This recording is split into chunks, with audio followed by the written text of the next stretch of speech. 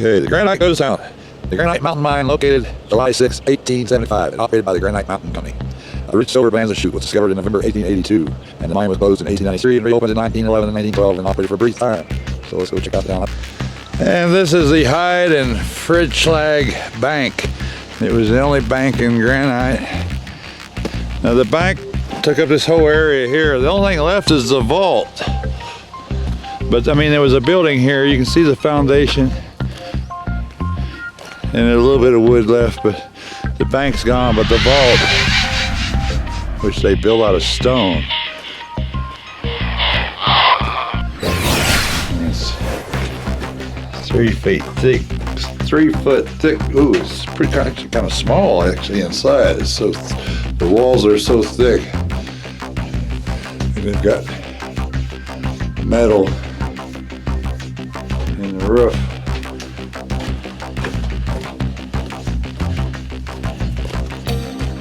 Look at the glass and china. Let's take a look at it from above.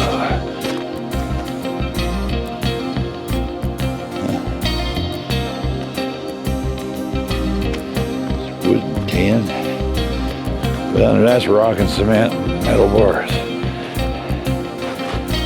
Let's see without falling. Let's move down the road a little bit. And beside the bank, looks like there's some bricks, foundations, metal pieces. Looks like there was another building here. It's gone.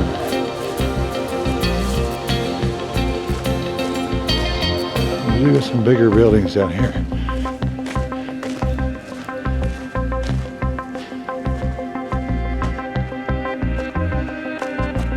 This one's pretty well collapsed.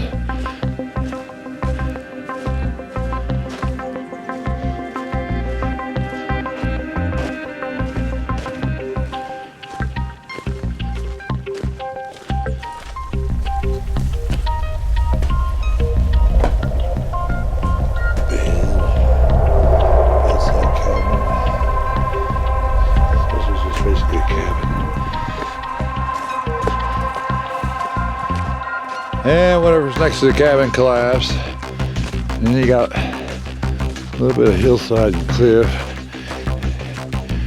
There's a foundation here. Whatever's there has been gone a long time, because these trees have lived and died. That tree's dead. It has grown and lived and died since the building was here. Now they got this cordoned off because it's not safe. This is the Union Hall, a really big building. They're afraid these walls are going to collapse. You can see pieces of brick on the ground. You could be hit.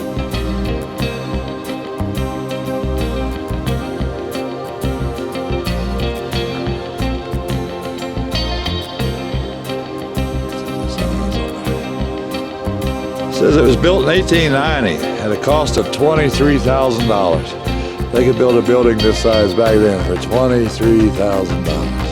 That's hard to believe. This three-story building. I only see 2 stories. The third story must be completely gone.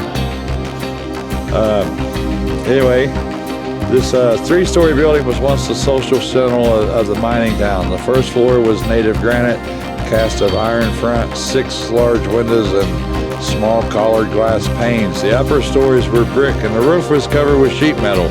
The interior walls and ceilings were plastered in elaborate molded pine trim, artificially grained to look like hardwood.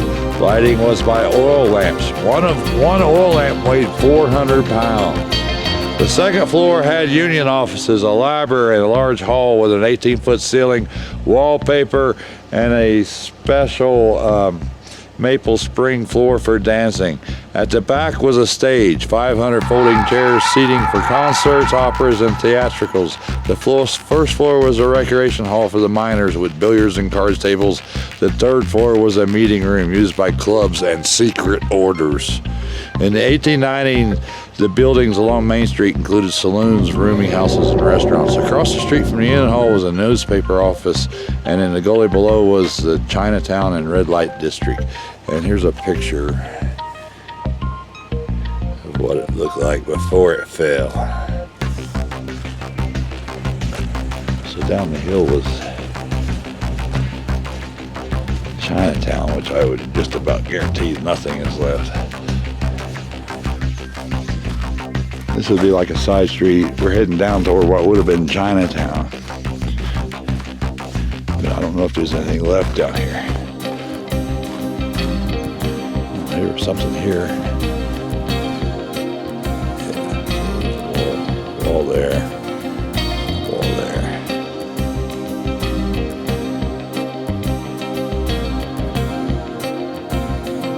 Just realized there's the Union Hall in the distance.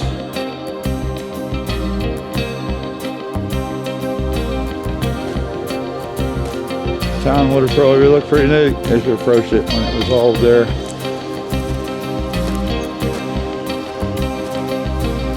Okay, this hole here is not a mine. There was a house here called the California House. Apparently it had something to do with the Masons.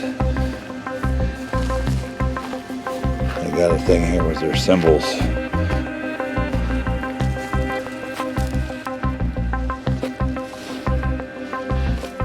Would have been the first thing you came to as you came into town.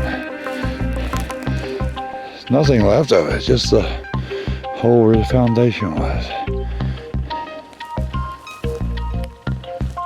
I'm figuring the California House was made out of red brick because it's everywhere. It was probably just tore apart and scavenged, and they took bricks somewhere else.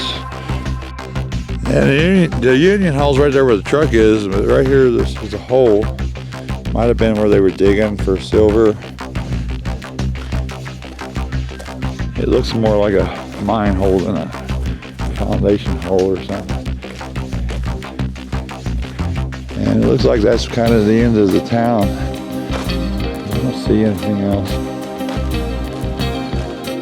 There's some steps here. The edge. There's the edge of okay. Here you can see the foundation. The house is here.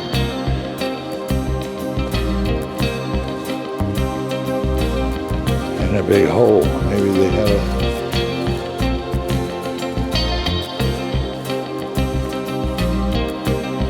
one hole was narrower. I don't know if you can see this. That hole was narrow and went deep.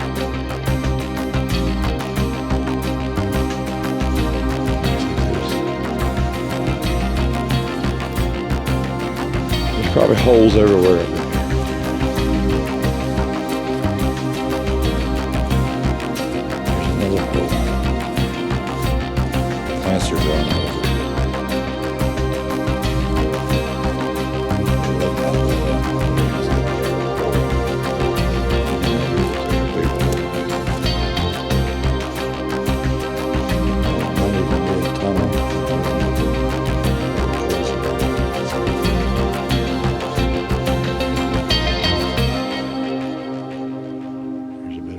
Wall.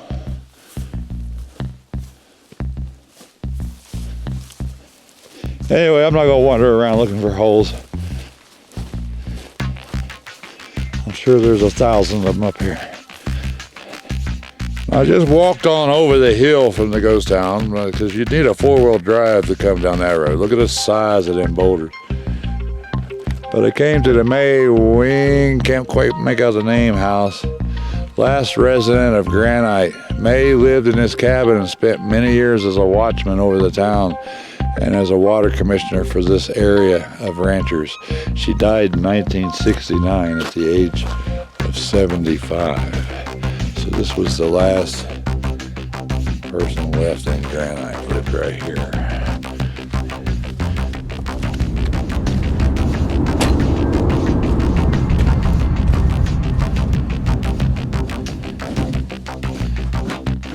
Looks like they built the house right over where they dug for a mine. Be careful, this is all pretty. Looks like there was a lot more out here and it's all fallen down.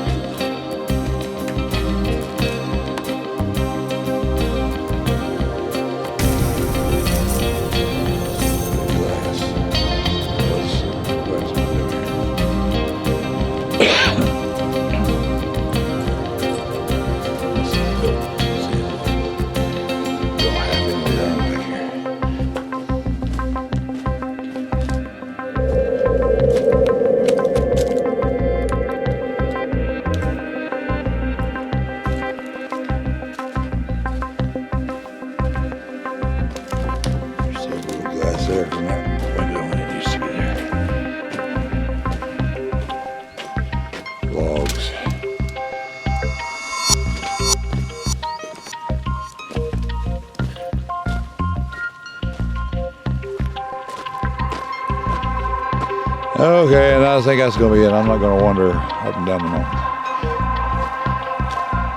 So we're going to see some better places here now. Some places that have been restored.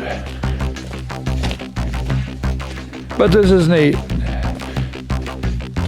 This place, this is a state park here, but it's untouched, unrestored. I had a hard time even finding it. There's no signs. I found a paper at the resort we're staying at, Boulder Mountain, at a campground. There was a newspaper and there was an article about ghost towns. And it just happened to have their directions. Go to Phillipsburg. Go to the first and only light. Go right, which is to the south. Go under the train trestle. Take the first road to your left. And then after that, if you get up that road a mile or two, there will be some tiny little signs that say Granite. Just keep following them until you're here. It's up a big, tough mountain road. Take about 4 miles, but it takes about 20 minutes, okay? Just so you know. 4 miles up the mountain, but it takes about 20 minutes. It's a rough road. Don't come up here in a car. And